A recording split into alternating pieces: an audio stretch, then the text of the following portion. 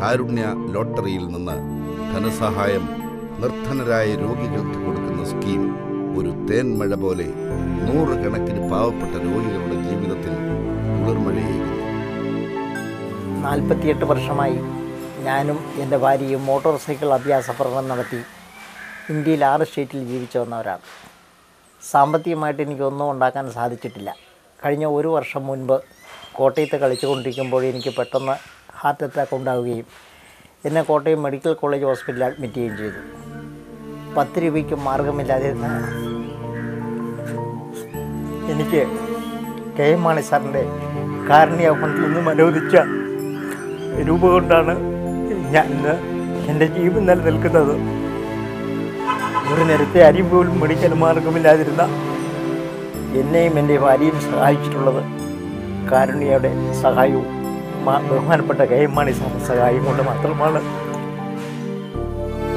ഞാൻ ജീവിച്ചിരിക്കുന്നവരെ മാണി സാറിൻ്റെ കാരുണ്യം കൊണ്ടാണ്. പാലാക്കാരുടെ സ്വന്തം കെ എം മാണിയെ പാലായിൽ എന്തു ചെയ്തു എന്നതിനെ അടിസ്ഥാനമാക്കിയല്ല വിലയിരുത്തേണ്ടത്. പാലാക്കാർ കഴിഞ്ഞ 50 കൊല്ലം തിരഞ്ഞെടുത്ത് വിട്ട നേതാവ് കേരളത്തിലും രാജ്യത്തിനും ലോകത്തിനും എന്ത് സംഭാവനകൾ നൽകി എന്നതിനെ അടിസ്ഥാനമാക്കിയാവണം. കെ എം മാണി അവതരിപ്പിച്ച 13 ബജറ്റുകൾ വിശകലനം ചെയ്താലേ മാണിയിലെ മനുഷ്യസ്നേഹിയെയും നേതാവിനെയും തിരിച്ചറിയാനാവൂ. 1990-ൽ കെ എം മാണി കൊണ്ടുവന്ന ഏഷ്യൻ സാമ്പത്തിക സമൂഹം എന്ന ആശയം കേരളം സ്വീകരിച്ചിരുന്നെങ്കിൽ ഇന്ന് റബ്ബർ വില ഇടിയുമായിരുന്നില്ല. 2012 ബജറ്റിൽ അദ്ദേഹം വിഭാവനം ചെയ്ത കാരുണ്യ ലോട്ടറി അനേകായിരം അശരണർക്ക് ആശ്വാസമായിരുന്നു. 2015 ബജറ്റിൽ അവതരിപ്പിച്ച റബ്ബർ കാർഷിക സഹായ പദ്ധതിയും വിശദമായ പഠനങ്ങൾക്ക് വിധേയമാക്കേണ്ടതാണ്. കാരുണ്യയിലൂടെ അനേകായിരങ്ങളുടെ ജീവിതത്തിൽ വെളിച്ചം വീശാൻ ധനമന്ത്രി എന്ന നിലയിൽ കെ എം മാണിക്കായി. തൊണ്ടയിൽ അർബുദം ബാധിച്ച ഒരാൾ കെ എം മാണിയെ ഓർക്കുന്നത് ഇങ്ങനെയാണ്. 7 വർഷം മുൻപ് തൊണ്ടയടപ്പുണ്ടായി. പരിശോധിച്ചപ്പോൾ അർബുദമാണെന്ന് തിരിച്ചറിഞ്ഞു. 2 ഘട്ടങ്ങളിലായി 12 കീമോതെറാപ്പി, 15 റേഡിയേഷൻ, 5 ശസ്ത്രക്രിയ. അപ്പോഴേക്കും സംസാരശേഷി ഇല്ലാതായിരുന്നു. കൂടാതെ മാനം മുട്ടെ കടവും. ടെലിഫിലിമുകളിലും പരമ്പരകളിലും അഭിനയിച്ച് കിട്ടുന്ന പ്രതിഫലമായിരുന്നു മാഹിർ ഖാൻ്റെ വരുമാനം. അതും അടഞ്ഞതോടെയാണ് കാരുണ്യ ബെനവലന്റ് ഫണ്ടിലേക്ക് RCC വഴി അപേക്ഷ നൽകിയത്.